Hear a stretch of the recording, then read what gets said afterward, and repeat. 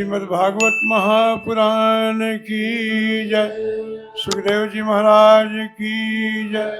परीक्षित जी महाराज की, गौर भक्त वृंद की। महारानी कुंती के प्रसंग आपने सुबह के समय श्रवण किया था।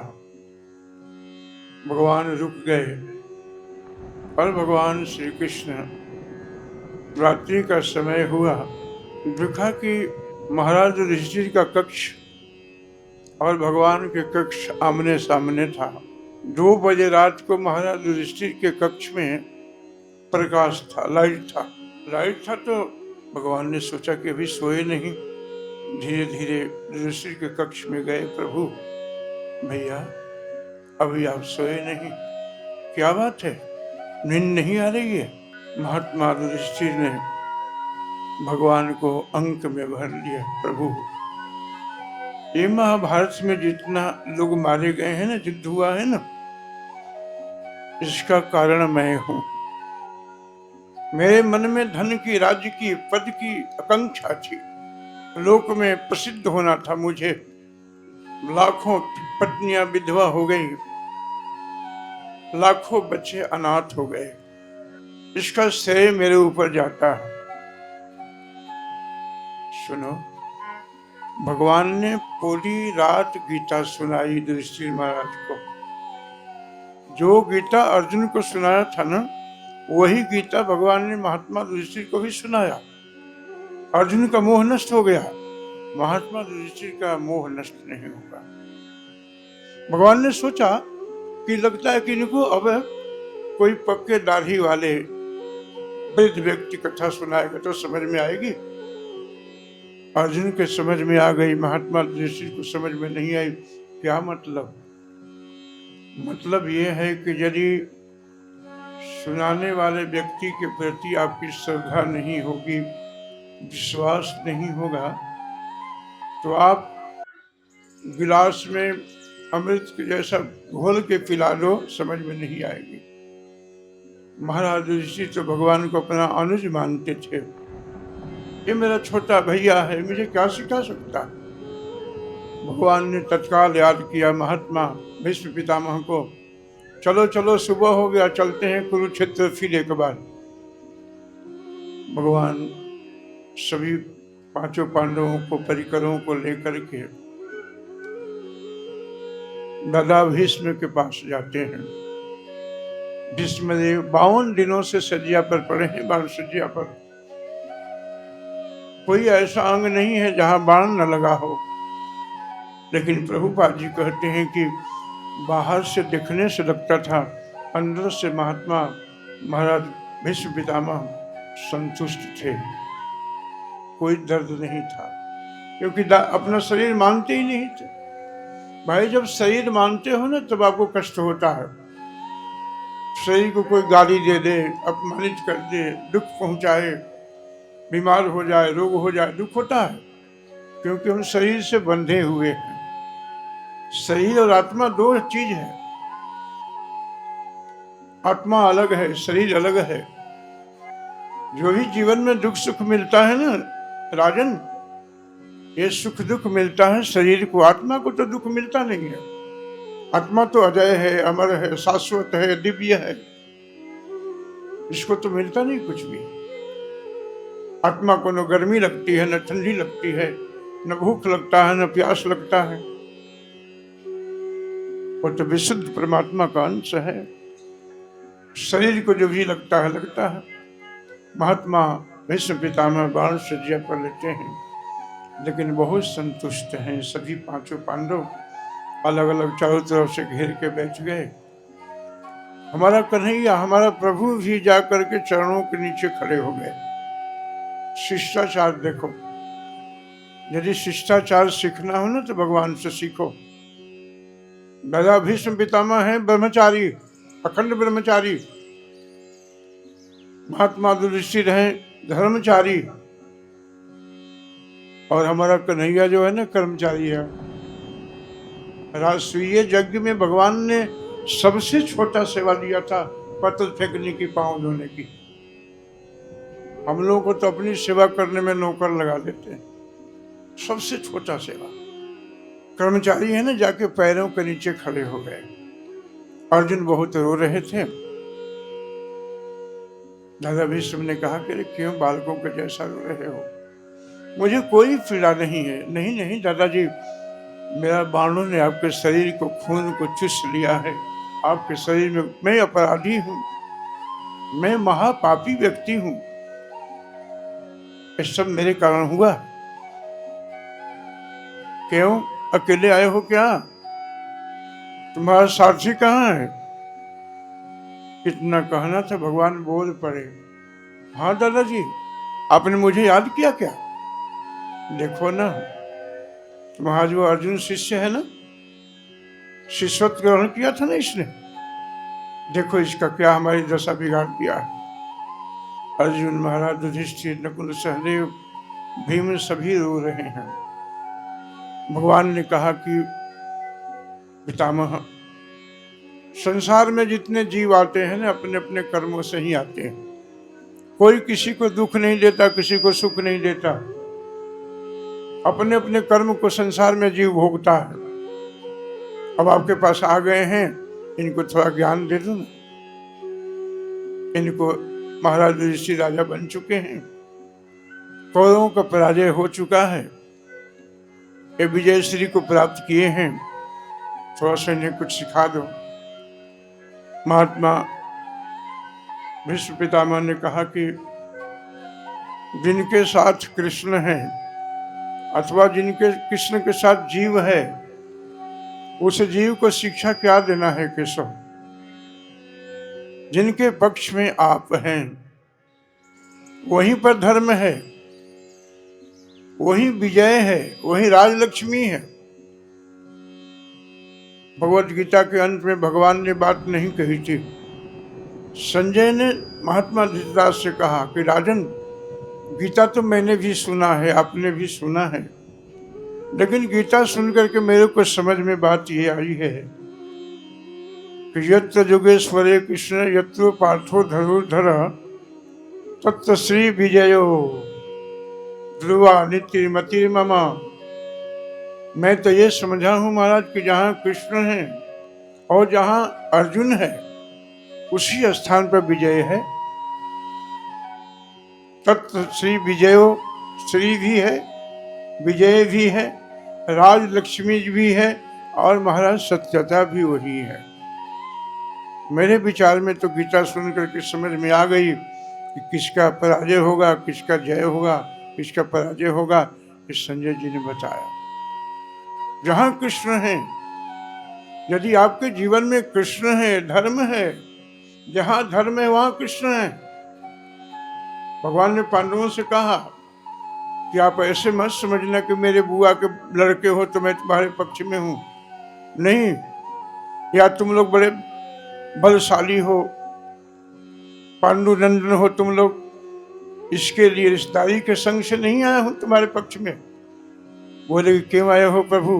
बोले कि तुम्हारे शिविर में धर्म है, इसलिए मैं आया। यदि ये सूत्र को अपना के अपने घर में भी अपना लो, भगवान आपके साथ खड़ा हुआ है। जहां धर्म है वहीं कृष्ण है। धर्मम तो साक्षात भगवत प्रणीतम। भगवान धर्म की स्थापना करते हैं, भगवान धर्म की रक्षा करते हैं। व्यक्ति को धार्मिक होना, धर्मो रक्षिता रक्षिता। यदि आप धर्म के पालन करेंगे, धर्म का आचरण करेंगे, वही धर्म आपको अग्नि रक्षा करेगा। मैं इसलिए तुम्हारे पक्ष में हूं। युधिष्ठिर, अब तुम राजा बन गए हो, सभी सभासद भरा हुआ है। अपने अपने ऋषियों ने अपने अपने शिष्यों के साथ कुरुक्षेत्र के मैदान में बड़ा संतों का जमावड़ा मचा। महारानी द्रौपदी भी गई है वहां पर। बोला कि राजन, आज से तुम राजा हो, देखना तुम्हारे राज्य में कोई दुखी ना रहे। जानते हो राजन, जा सुराज प्रिय प्रजा दुखारी, सो नृप हुई नरक अधिकारी। राजा के राज्य में यदि प्रजा दुखी है, भोजन नहीं है, वस्त्र नहीं है, तो उसका पूरा पाप राजा के ऊपर जाता है। देखना तुम्हारे राज्य में किसी प्रकार का अधर्म ना हो। दान धर्मान, राज धर्मान, स्त्री धर्मान संयोतः। दान के धर्म विषय में बताया, धर्म के विषय में बताया, स्त्री के धर्म के विषय में बताया। राजन, ये देखना कि तुम्हारे राज्य में कोई किसी व्यवस्था में स्त्री का अपमान ना करे। जानते हो राजन, स्त्री के अपमान करने से राजा का श्रीहीन हो जाता है, धनहीन हो जाता है, पाप लगता है। स्त्री को कोई अपमान करे ना, और स्वयं भी ना करे और करने भी ना दे, महापाप है ये। प्रथा चली रही थी, द्रौपदी जी ने वहां खिलखिला के हंस दिया। सभा में कुंती जी भी हैं, सभी रानियां हैं वहां पर, सारा हस्तिनापुर है वहां। महात्मा भीष्म रुक गए। बेटी, तुमने क्यों हंसा? क्या बात है? मैं कुछ कह रहा था, युधिष्ठिर को बता रहा था, तुम हंसी क्यों? बोले कि नहीं नहीं दादाजी, ऐसा ही, ऐसी आ गई बात, ऐसी कुछ बात नहीं। बोले कि नहीं नहीं, तुम्हारे हंसी में व्यंग था, तुम्हारे हंसी में कुछ कटाक्ष था। मैं ये कुंठा लेके मरना नहीं चाहता, तुम बताओ हंसी क्यों?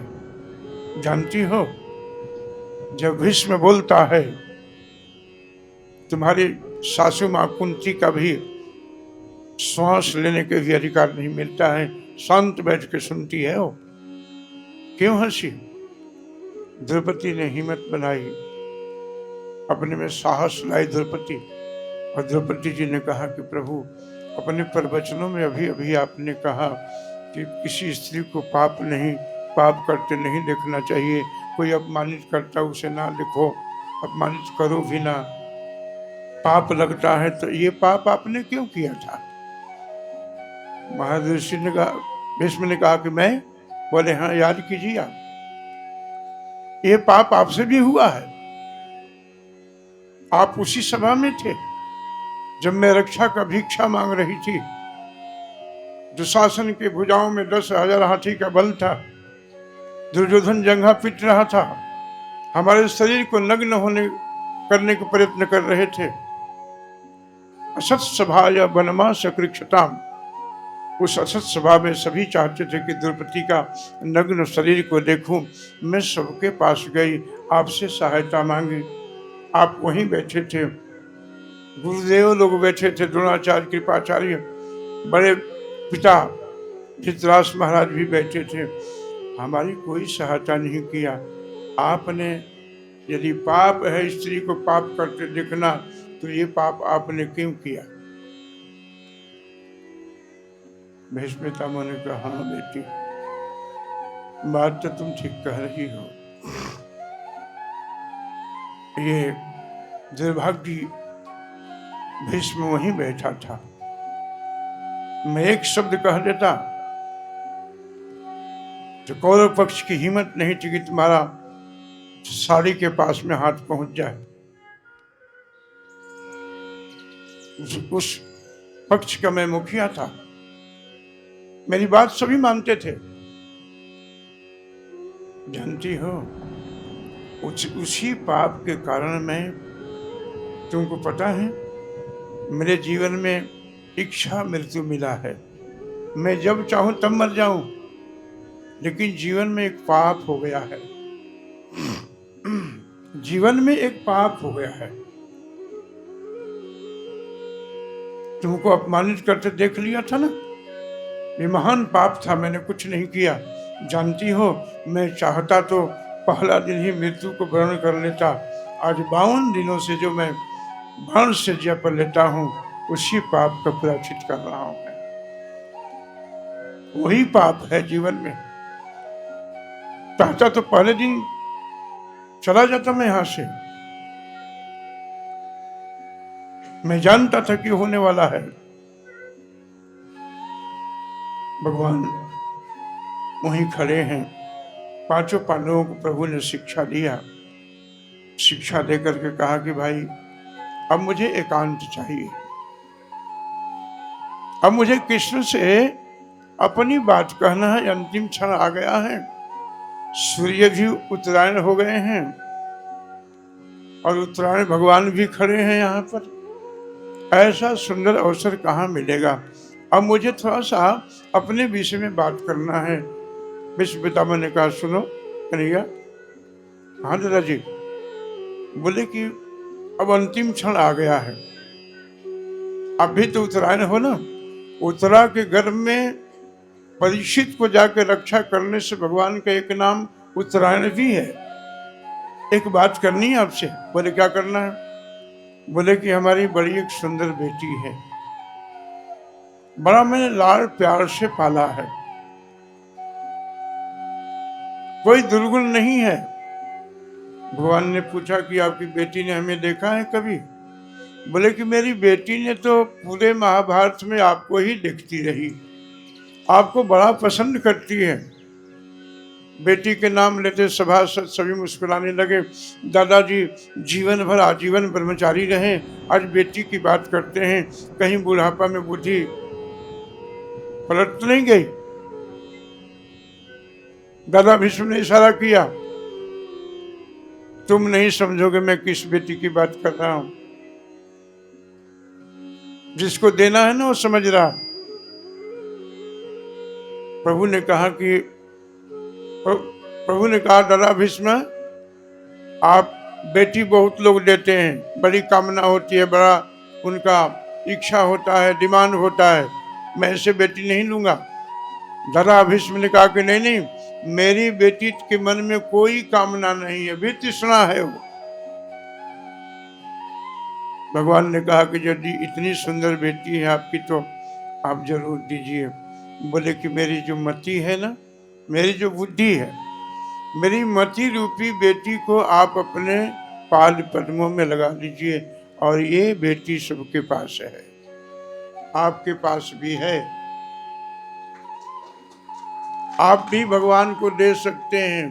भगवान ने मन ही मांगा है भगवत गीता में, मन मना भव, मन मुझ में लगा दो, मद भक्तो मेरा भक्त बनो, मध्याजी मेरी पूजा करो, माम नमस्कुरु मुझे प्रणाम करो।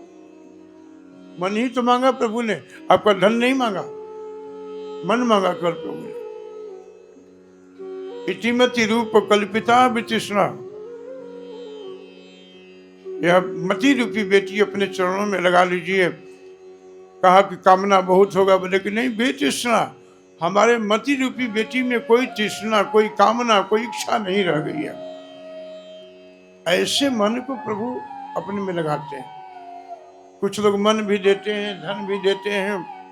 कुछ लोग मंदिर में जाते हैं, मंदिर में जाके खूब भगवान को प्रणाम करते हैं, भगवान को भी देखते हैं, अपने चप्पल का भी ध्यान रखते हैं, साथ में चप्पल भी साथ में महंगा हो तो ऐसे रखते हैं कि जहां भगवान भी दिखे और चप्पल भी दिख जाए। बेतृष्णा है मेरी बेटी। मंदिर में जाते हैं ना, लिस्ट बनाते हैं भगवान के लिए क्या क्या मांगना है मुझे। लिस्ट बना करके सामने पहले रखेंगे, देखो ये दे देना, मैं प्रणाम करने जा रहा हूँ। बताओ, प्रणाम बाद में करेंगे, लिस्ट पहले दिखाएंगे उनको, ये सब देना। ऐसे मति को भगवान नहीं लेते हैं। विश्व पितामह, समय आ गया था, एकादशी का दिन था। एकादश श्लोकों से भगवान की बड़ी सुंदर स्तुति किया। विश्व पितामह की यदि स्तुति की बात की जाए तो 7 दिन की कथा है ये पूरा, तब जाके पूरा होगा। इतने डिटेल में है, सुंदर है इतना। महाराज ऋषि प्रार्थना करते करते कहा कि प्रभु आपको याद है। बोले क्या। बोले कि हमने प्रतिज्ञा किया एक दिन, मैंने प्रतिज्ञा किया एक दिन कि आज मैं 5 पांडवों को मार दूंगा, अथवा तो कृष्ण को अपने हाथ में अस्त्र उठाना पड़ेगा। भगवान ने प्रतिज्ञा किया था ना कि युद्ध भूमि में कुरुक्षेत्र में अस्त्र नहीं उठाऊंगा। इधर दादाजी ने भी प्रतिज्ञा किया था कि मैं अस्त्र उठा करके रखूंगा, या तो 5 पांडवों को जाना पड़ेगा। हे केशव, युद्ध चालू हुआ और मैंने बहुत युद्ध किया, बहुत संहार किया। उस दिन आपने मेरी प्रतिज्ञा पूरा रखने के लिए आपने अपनी प्रतिज्ञा को तोड़ दिया था। ऐसे केशव के पाद पद्मों में मेरा मन निरंतर लगा रहे। युद्ध हो रहा था, अर्जुन बाण ठीक से नहीं चला रहे थे, दादाजी सामने थे। यहाँ एक एक बाण में हजारों हजार सेनाएं का निधन हो रहा था। भगवान ने कहा, अर्जुन क्या कर रहे हो तुम, युद्ध करो ठीक से। इस समय तुम्हारे सामने जो खड़े हैं दादाजी नहीं है, ये दादा के संबंध से हटो, युद्ध करो। अर्जुन फिर भी संकोच कर रहे हैं। अर्जुन युद्ध नहीं कर, भगवान ने रथ से नीचे उतर के कूद पड़े। भगवान का उतरिया भी नीचे गिर पड़ा, पृथ्वी कांप गई। पृथ्वी ने सोचा कि बताओ, ये तो प्रतिज्ञा किए थे अस्त्र नहीं उठाएंगे। मानो भगवान को उतरिया ने कहा, चिंता मत करो, भगवान अस्त्र उठाने वाले नहीं है। और भगवान कहते कहते एक टूटा हुआ रथ के चक्का उठा करके भीष्म की तरफ वेग से दौड़े। प्रभु ने जो वेग से दौड़े, भीष्म पितामह ने अपने अस्त्र शस्त्र को रख लिया और बोले कि हे केशव, मैं इसी समय का, इसी घड़ी का प्रतीक्षा कर रहा था। मैं निहत्था हूँ, हे मुक्ति, हे मुकुंद, मुक्ति प्रदान करने वाले, आप कृपा करके मुझे मार दीजिए इस समय। वही दादा भीष्म कह रहे हैं कि मैं मेरी प्रतिज्ञा पूरा करने के लिए आपने अपनी प्रतिज्ञा को तोड़ दिया। प्रबल प्रेम के पाले पड़कर प्रभु को नियम बदलते देखा। उनको गोकुल के गोरस पर 100 बार मचलते देखा। प्रबल प्रेम के पाले पड़कर प्रभु को नियम बदल, अपना मान छोड़ देते हैं। अपनी प्रतिज्ञा टूट जाए, हमारे भक्त का कोई अपमान न हो जाए। एक दिन अभिमन्यु का वध हो गया था। अर्जुन ने प्रतिज्ञा ले लिया,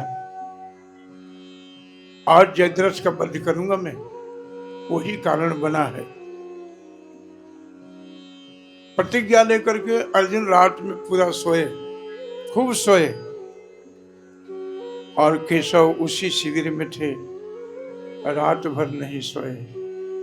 हमारा भक्त का प्रतिज्ञा कैसे पूरा करूं मैं? जरूरत है भक्त बनने की, आवश्यकता है भगवान के शरणागति लेने की। रक्षा में कोई कमी नहीं आएगा। भक्त बनो।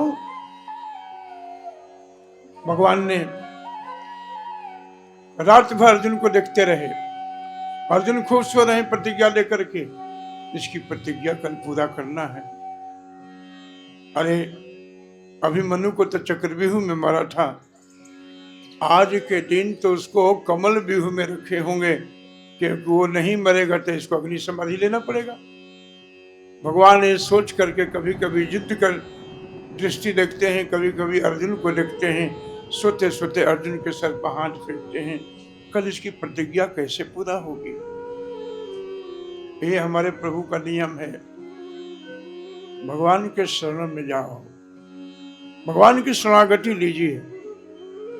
अर्जुन को देख करके भगवान का नेत्र सजल हो गए, भर गया। सुबह हुआ, तैयारी हुई, जयद्रथ सामने नहीं आ रहा, युद्ध कर रहे हैं। युद्ध करते करते तीसरा पहर बीत गया, जयद्रथ नहीं दिखा। युद्ध चल रहा है, जयद्रथ नहीं दिखा। अर्जुन कभी सूर्य को देखते हैं, कभी जयद्रथ को देखते हैं, युद्ध तो कर ही नहीं रहे। भगवान ने जोर से डांट लगे, क्या कर रहे हो तुम, युद्ध करो। बोले प्रभु आज सूर्य की गति बहुत तेज हो गई है, ये तुम्हारा भ्रम है अर्जुन। सूर्य तो अपने गति से जा रहे हैं, उनमें कोई परिवर्तन, कोई अदल बदल नहीं है, युद्ध करो। भगवान ने सोचा कि मेरा शरणागत भक्त है, मेरा सखा है, मेरा मित्र है, मेरे शरण में है, संपूर्ण शरणागति लिया है। यदि इसकी रक्षा आज ना करूं ना, समाज में भक्तों के ऊपर से, भगवान के ऊपर से विश्वास उठ जाएगा। भगवान ने तत्काल माया को देखा, अपने जोग माया को देखा, माया प्रकट हो गई। प्रभु क्या आज्ञा है? बोले कि आकाश में जो सूर्य चल रहे हैं ना, उनका थोड़ा स्विच ऑफ कर दो, बंद हो जाए लाइट। जो आज्ञा है प्रभु।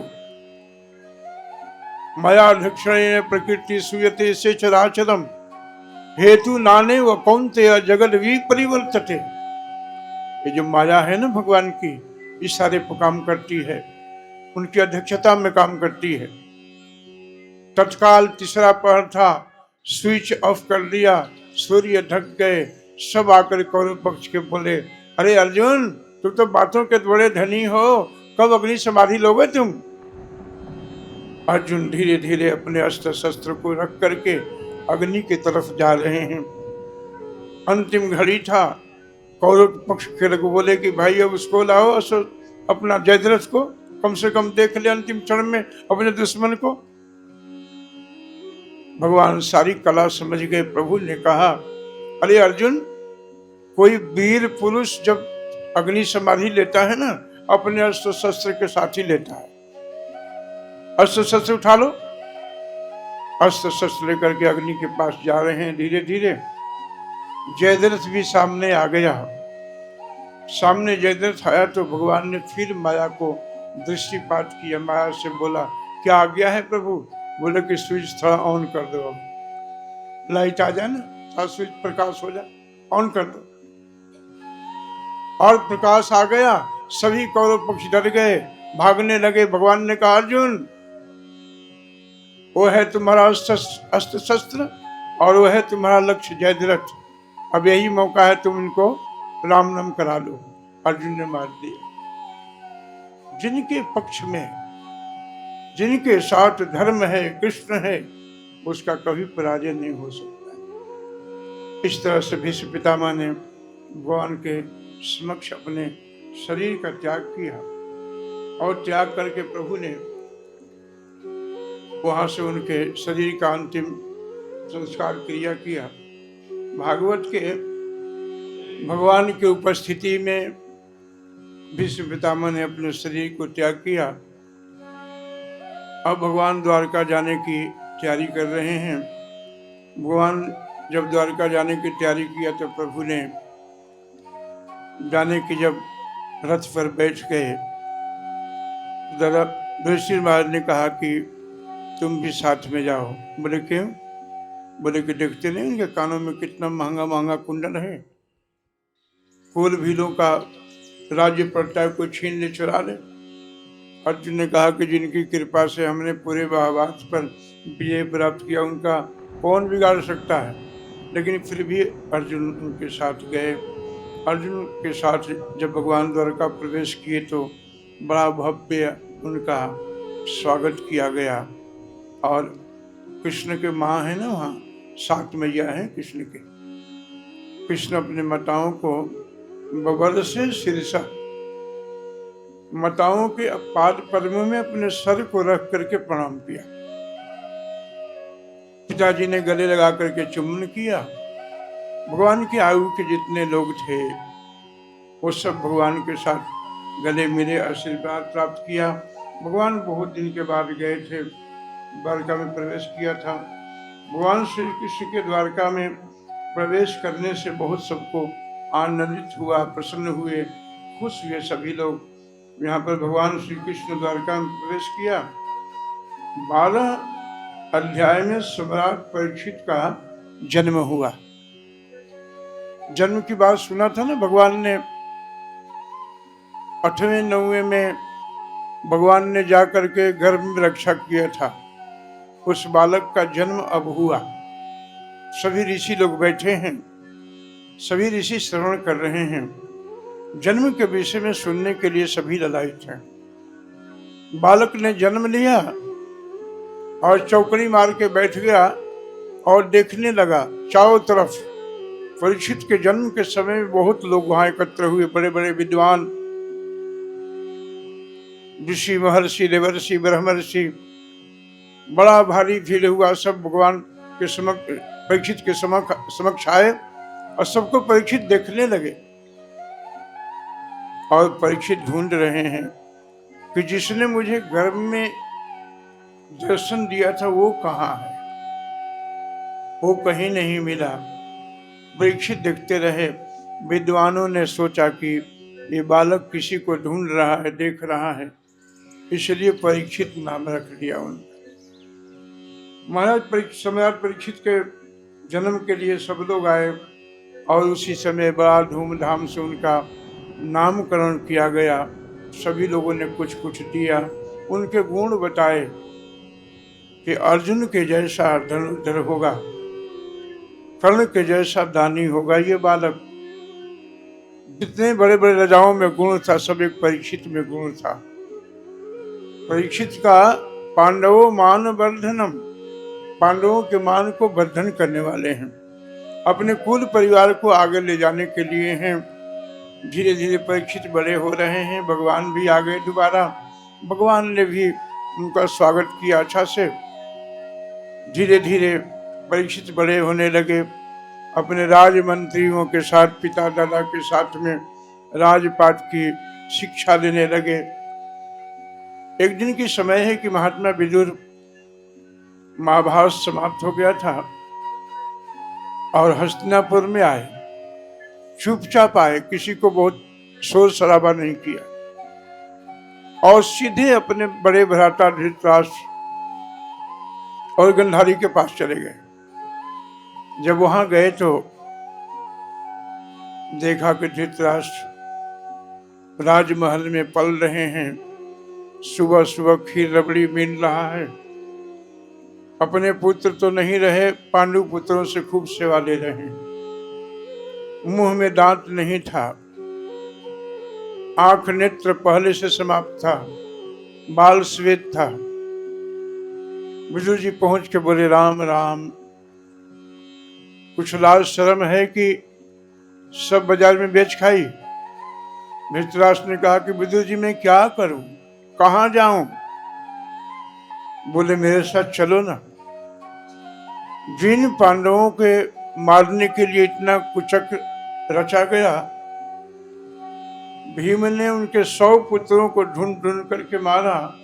उसी भीम के हाथ से तुम खीर रबड़ी खा रहे हो और पांडवों का गुण गाथा गाते गाते थकते नहीं हो। कुछ लाज है?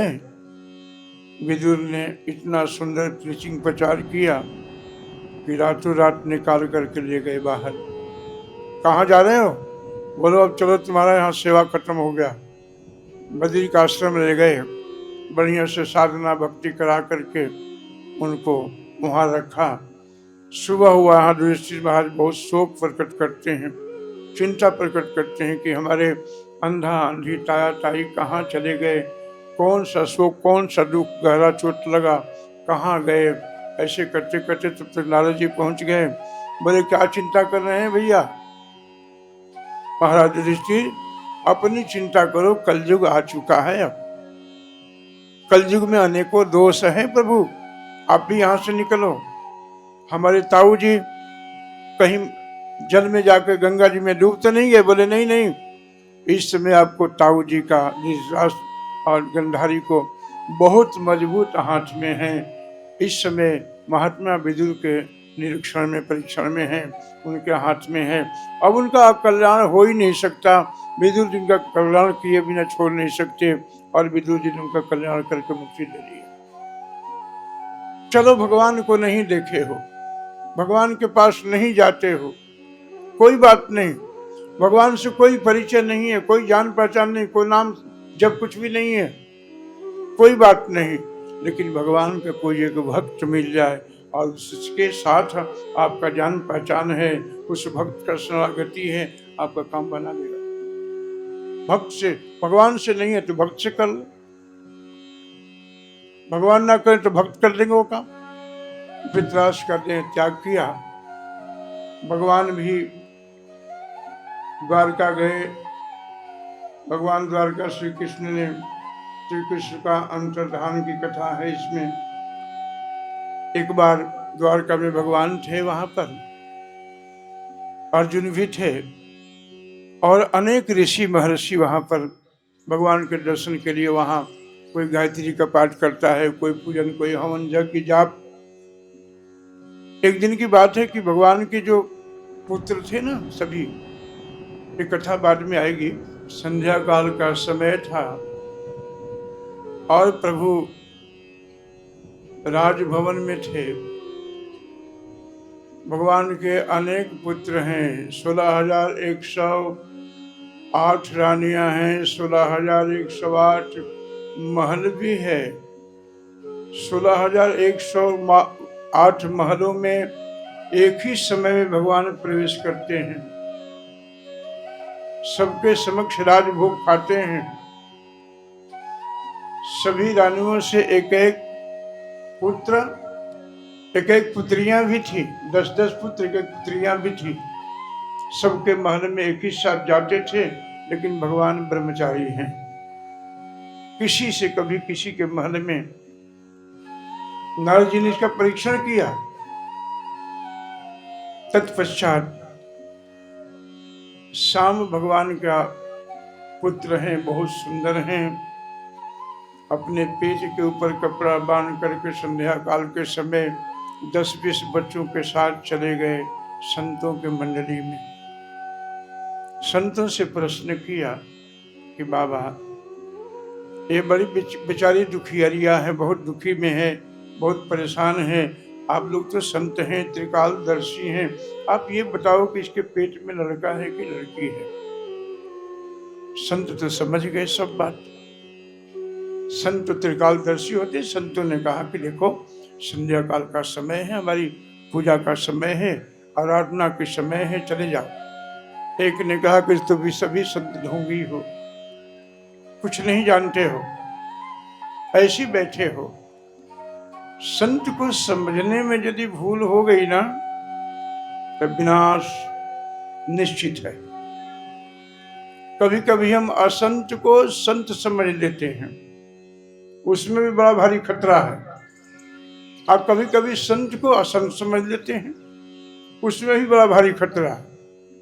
रामायण में राजा प्रताप भानु ने एक नकली संत को असली समझ लिया, विनाश हो गया, विनाश हो गया। और भागवत जी में परीक्षित जी ने एक असली संत को नकली समझ लिया।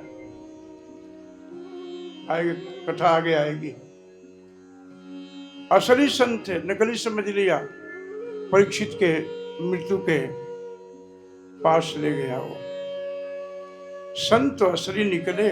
संतों ने कहा, करे मूर्ख बालक, इसके पेट में न लड़का है न लड़की है, ये भी लड़की नहीं है, इसके पेट में लोहे का मूसर है, इसी मूसर से सारे यदुवंशियों का विनाश हो जाएगा।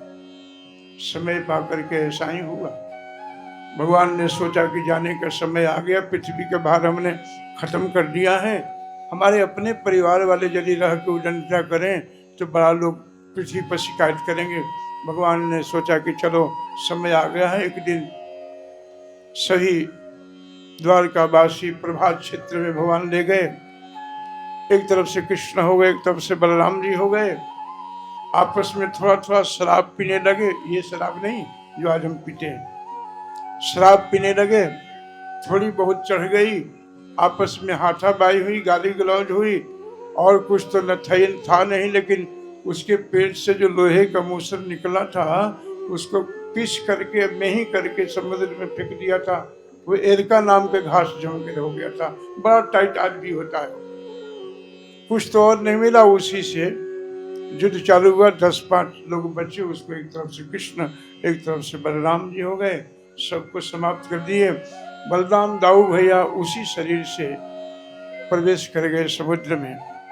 और भगवान एक वृक्ष के सहारा लेकर के अपने एक पैर के ऊपर एक चढ़ाया था। बहलिया ने उसी के हाथ का बाण पर चढ़ा लिया था और उसी से वहां बैठा था। भगवान का तालू बिल्कुल लाल था, सुंदर था, बड़ा आकर्षक था। समझ नहीं पाया। भगवान ने 2 लोगों को बुलाया, विदुर जी को और मैत्रेय जी को। अर्जुन से कहा कि 8 दिन के बाद समुद्र ये डूब जाएगा।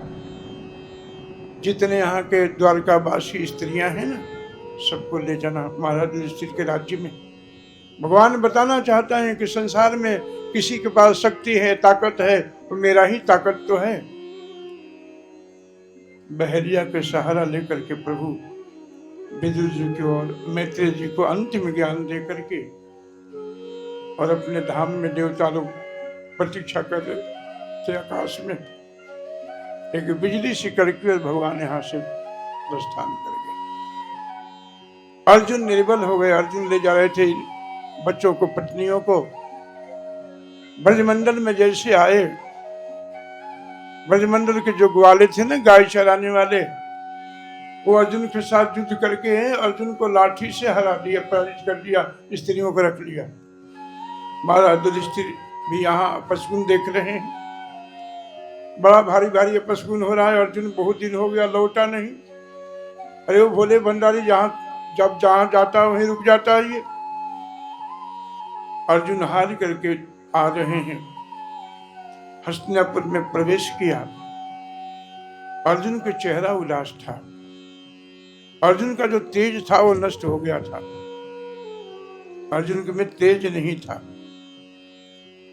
युधिष्ठिर के सामने आए।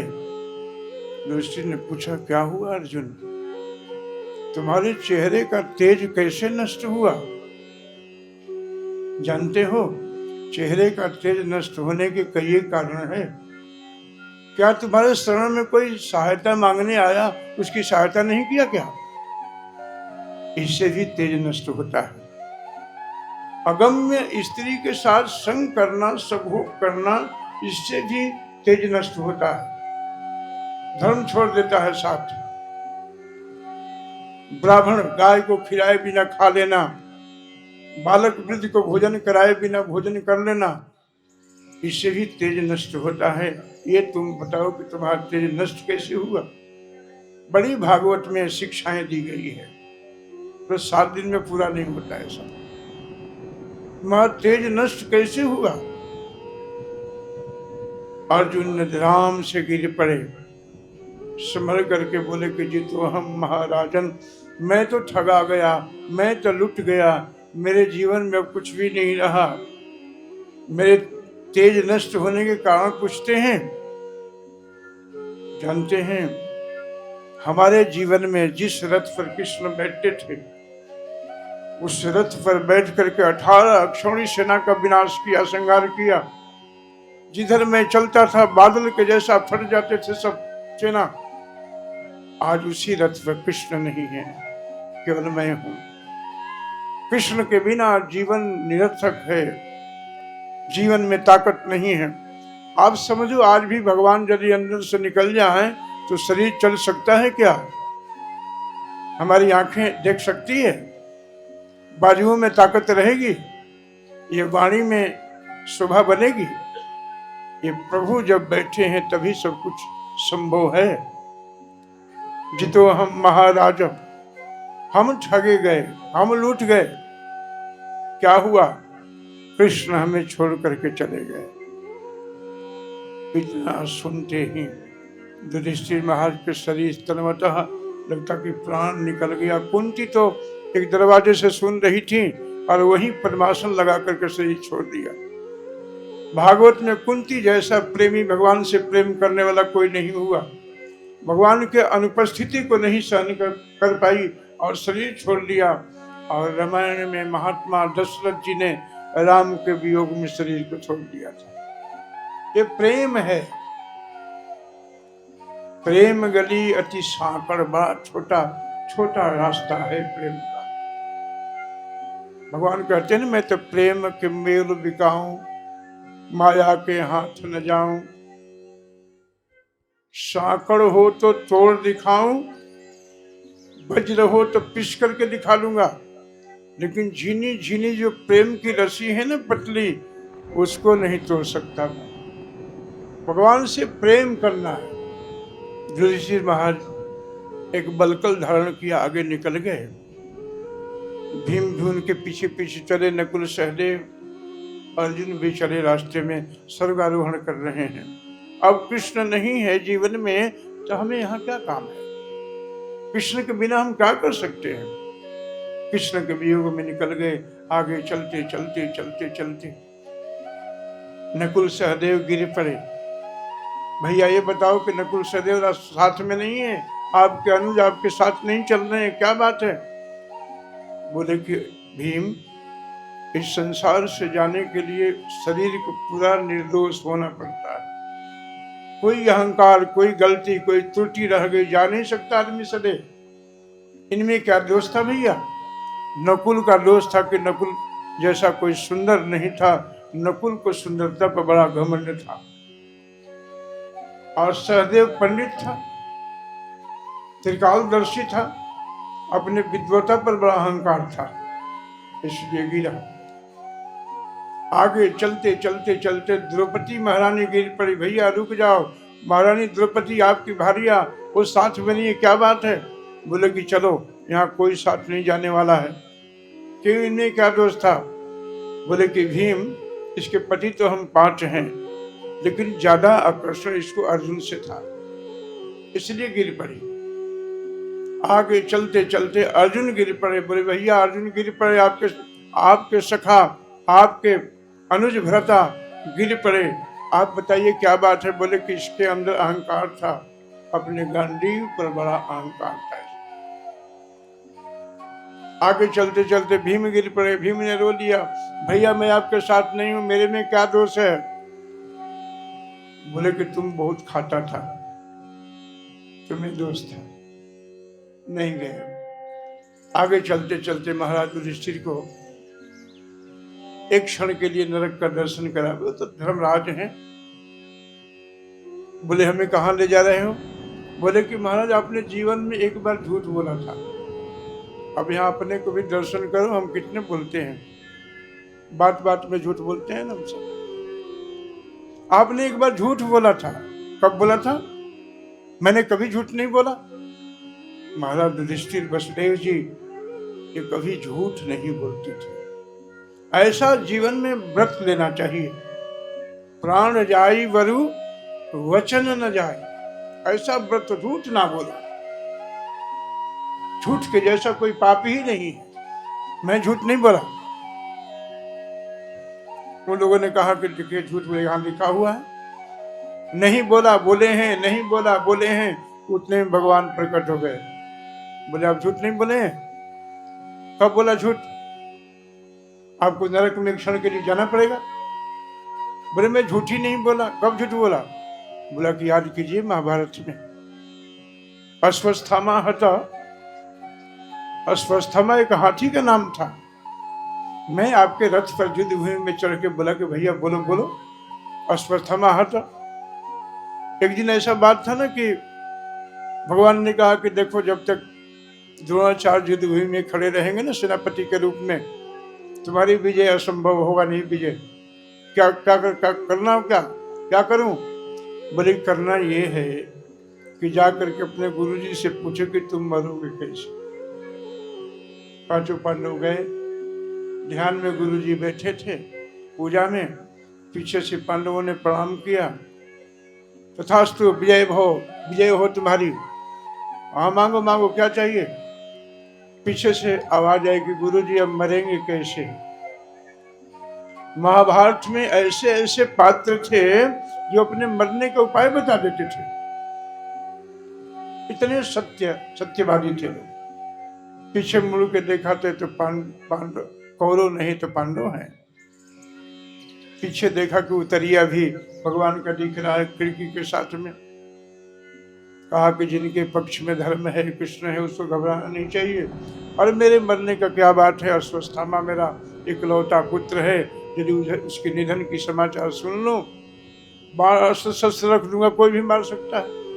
आपको याद है हमने इतना कहा था कि अश्वस्थामा हटा।